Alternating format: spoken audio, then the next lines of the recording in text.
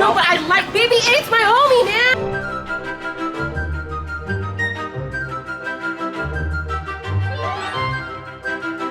Hi, Fresh Baked.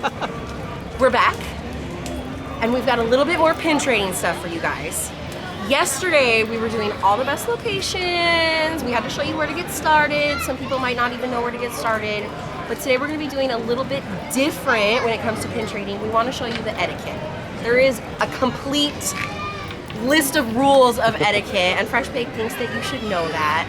So we wanna let you guys know just like the best ways to interact with other pin traders, how to interact with cast members, and just your basics on the how to. Okay, Fresh Baked.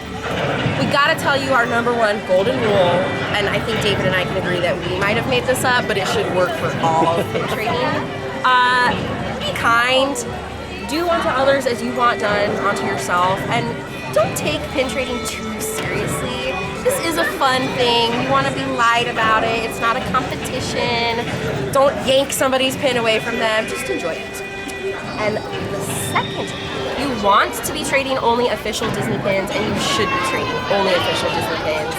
Who wants to make a trade with you and then they walk away and they've got a fake pin from you? Nobody. So make sure that you are trading official Disney pins, and there's a few ways to figure that out. It's pretty easy. The first way is to flip your little pin over, look at the back of the pin, and look for the actual logo with the Disney Copyright Pin Trading logo on it, and it should be on the back of every official Disney trading pin.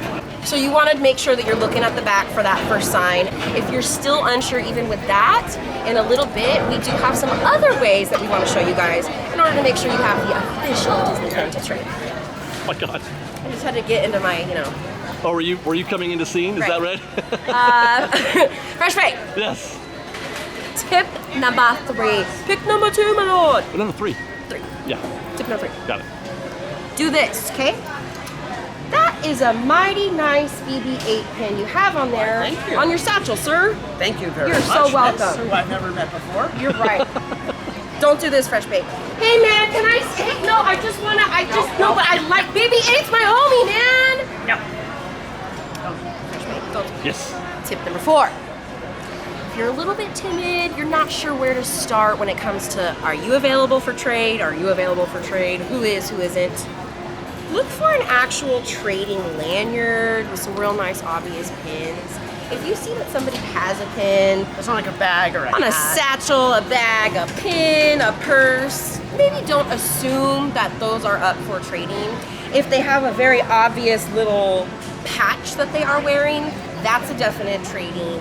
Lanyard, trading, or some of them even actually I've seen like ask me, almost like a cast member. Yeah.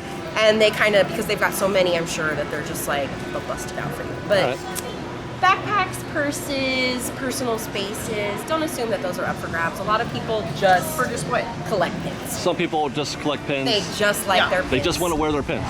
Don't ask for it. Got it. And this one is pretty important. I actually did not realize this until David reminded me, so you can tell it's really important because it's not that well known. How about that? Some of these pins come in pairs. So if you flip it over, you can see there's literally 2 separate pins in this pair. Okay. Please don't ever just trade that.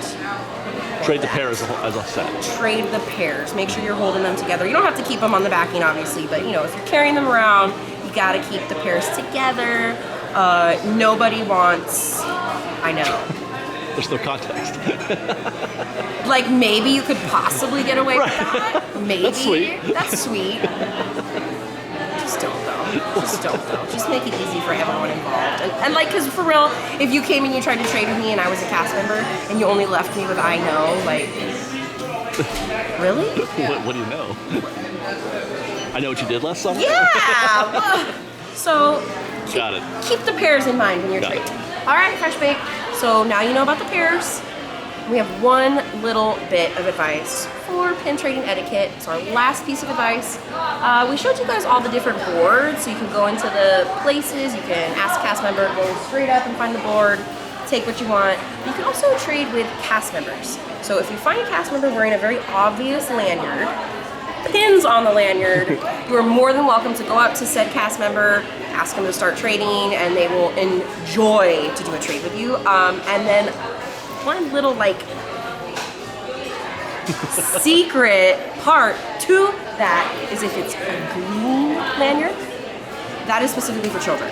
So if you got your little kids and you're trying to train them to be seasoned pin traders, keep them, tell them look for the green lanyards and they'll have their own little experience. Right on. Now, how often can we trade with cast members? So CMs have a rule. 2 trades per day per CM. So if That's a lot though. It is a lot, but they might have like 8 that you want. Yeah. Come back tomorrow. Okay, so 2 trades per day per CM and you should be good. I know that we're in the middle of a pin trading video, but that's how much a lot of it we're enjoying. Wow. We are enjoying We're doing like 3 shows at once here, Fresh Baked. Okay, so one of the things that is important to understand when it comes to pin trading is being able to spot a counterfeit. Because, well, first of all, if you're buying pins, don't buy counterfeits, and the way you start by not buying counterfeits. Don't buy lots on eBay. Don't go on eBay. Don't go on like, when you see Amazon. those big lots of like 100 pins on eBay. for $20. If your pin is $1, it's a fake. Chances are those big lots are largely. Yeah. Now, that said, you might not care. You might say, I like If the you pin don't anyway. care, Yeah. Like, If you're just there to collect. if you're like, you know what, it's not official, but I like the design anyways, that's fine. Okay. There's nothing wrong with that. That's very good point. However, if you are trading etiquette would be with other traders or with cast members, you got to know. Well, no, I'm saying you got to know how to spot one. Yes. Because people will trade their counterfeits with They could be cast unknowingly members. trading. Right, and the cast member's not going to say no. They don't even look. And that means there may be a fake sitting on a board. And so, guys, we did a couple trades. What, Ian? A fake sitting on a board? Ian, part of our show today was, We traded or these yesterday, two pigment pins. we traded right? for these pigments. Yeah, these pigments. One of these is not real. Not like It's the fake. others. And we're going to show you how. Okay. So, this one on the back, besides all the symbols and the printing, Yeah. you see there's this imprinted Mickey pattern. Official ones have that. This one does not. It has everything else on there, even the 5 out of 5 in the set. Right. But that's it not does there. have it does have the pin trading Yeah. logo.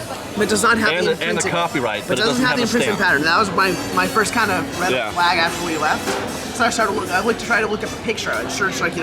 pigment paint hidden Mickey pin. Right. 'Cause these are hidden Mickey pins. So it Got a it, little. yes. So I searched that. Not very hidden, by the way. And I found an image of the actual, which hopefully Dave will put in right now. Insert camera sound. So the first note is the coloring. Yeah. This one, the coloring is a little off. It's a little more faded. Figment's wings in the back aren't really properly orange. And the actual one's a little more vibrant pink, right? Okay. Yeah. Well, that's right. Disney is gonna. They don't. This is a cheaper paint. Yeah. Disney doesn't use cheap materials. Yeah, so sometimes also the paint job itself won't be as good. Right. Yeah. As far as we can tell, this one is okay, not a fake.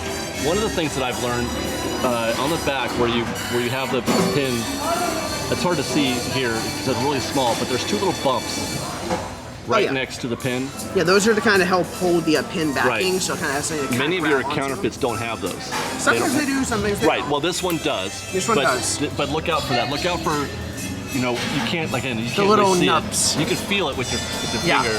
All right. Now, in addition to some of the coloring differences, where we're showing maybe not as good of paint or whatever that they're. And then drawing inaccuracies. Right. Drawing inaccuracies. One of the other ways that they're going to make them cheap is by using less quality materials. Yeah. And one of the ways, or a couple of the ways you can tell if they're using poor materials is on the edges. The edges will be a little rougher perhaps, or less smooth. You're gonna get smooth edges on your authentic Disney pieces. And if that fails you, then try to find one that is similar to another one and then feel if they weigh any different. I'm not comparing that, so I can't speak to Right, that that's myself. right. That's what I'm saying. You have to kind of maybe look for one that's similar in design and style or whatever. A cheaper quality is going to be lighter in weight than a finer quality will typically when it comes to stuff like this. But for the most straightforward test, it's just going to be see if it has that imprinted pattern, check the coloring, and any weird drawing details Sure. that seem off. Sure. That's the easiest just to check, kind of. Sure. All right. By the way, there's a little bonus check, and I don't know if you're aware of this or not. Disney pins are not magnetic, Not as far as I know. but the counterfeits Might be. can be. Because they're using a different material. So if you're serious about your trading, I've heard of people bringing magnets with them to trade events just to see if I mean, it's not the end all be all, but a Disney pin won't be magnetic. Hey man, people who know their jewelry will bring those little things to examine it. I got no problem. I'll bring a magnet. Oh, nope, sorry, fake, can't have it. Right. So if it's not magnetic, that doesn't mean it isn't a fake. But if it is magnetic, definitely it's a fake. I like that one. I didn't know. I didn't know that. Yeah. All right, Fresh Baked. That was it. We're all done pin trading. We've given you all of our tips. You know, don't attack somebody. Don't just Personal space. Yeah, you know. personal space. We've given you tricks on counterfeit pins. How to find a counterfeit. You gotta check the back. Yep. You gotta check the back. We have given you etiquette. Yep. Don't run in the street. Don't run in the street. Hi. 2 cm pins traded. There you go. Per day. Per day. And you know what? I think that's all we got for you guys. But I hope that you enjoyed these little tips and tricks. I hope maybe you learned something about pin trading etiquette. Yeah. Maybe if you have a pin trading etiquette tip that we didn't say, by all means leave it in the comments for us and everyone else. And until next time, Yeah. Go out and trade, guys.